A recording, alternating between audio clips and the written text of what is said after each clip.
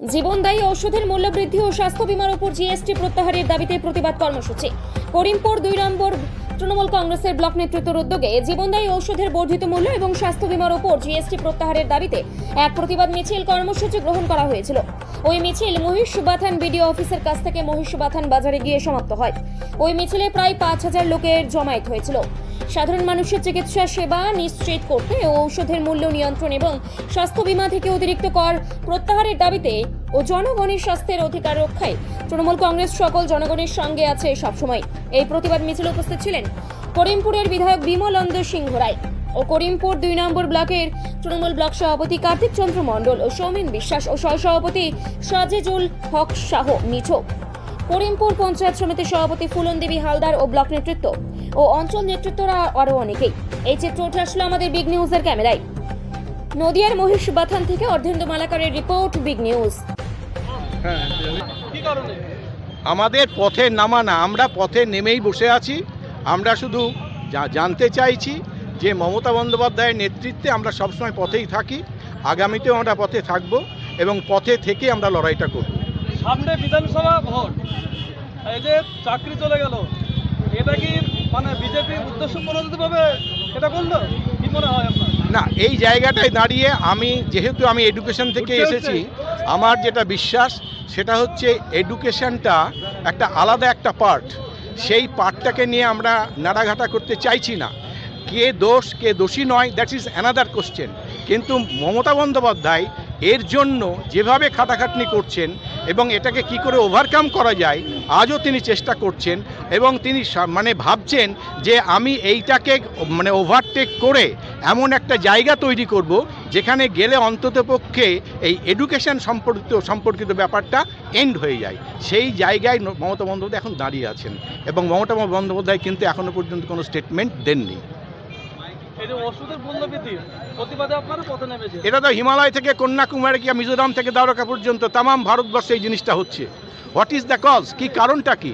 তার কারণটা হচ্ছে একটাই, যেন তেন প্রকারেণ মূল্য বৃদ্ধি করো এবং সেখানে সেই মূল্য বৃদ্ধি করে মানুষ যাতে একটা অড পজিশনে পড়ে যায় তার ব্যবস্থাটা করা, তাছাড়া আর কিছু নয় বলে আমি মনে করি। মমতা ব্যানার্জির নাম যেখানে অন্য হবে প্রতিবাদে মমতা ব্যানার্জির নামবে। তাই শুধু এখানে না, সারা ব্লকে মমতা ব্যানার্জির নেতৃত্বে আজকে ব্লকে চলছে ধিক্কার মিছিল। আগামীকাল ওয়ার্ডে ওয়ার্ডে অঞ্চলে অঞ্চলে মিছিল চলবে। মানুষকে জানান দিতে হবে মমতা ব্যানার্জি 2 টাকা চাল দেবে আর কেন্দ্রীয় সরকার মোদী সরকার নিত্য প্রয়োজনীয় ওষুধের দাম বাড়াবে। এ শুধু তৃণমূলের দায় না, আমরা যদি ওষুধের দাম বেশি খাই এখানকার বিজেপিরাও খাবে। তাই মমতা ব্যানার্জি মানব ধর্ম পালনের জন্য আজকে এই আন্দোলনের ডাক দিয়েছেন। কার্তিক চন্দ্র মণ্ডল, 77 নম্বর 78 বিধানসভার ব্লক সভাপতি, প্রধান বর্তমান। দীর্ঘতর আন্দোলন চলবে। এ লড়াই মমতা ব্যানার্জির লড়াই। 26,000 মানুষকে চাকরি খেয়ে ক্ষমতায় আসবো এ আশা জানে বিজেপি মোদী সরকার করে না। হিন্দুত্ব, হিন্দু জাগো জাগো এই আন্দোলন করে না। আমরা হিন্দুর ছেলে, হিন্দু ধর্ম কাকে বলে আমাদের জানে শুভেন্দু অধিকারীর কাছে শিখতে না হয়।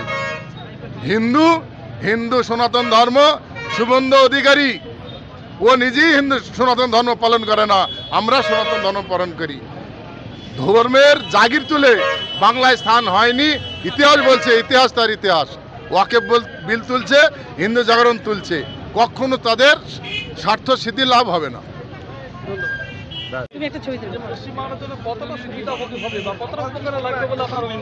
এ শুধু পশ্চিমবঙ্গের জন্য সুবিধা অসুবিধা বিষয়টা নয়।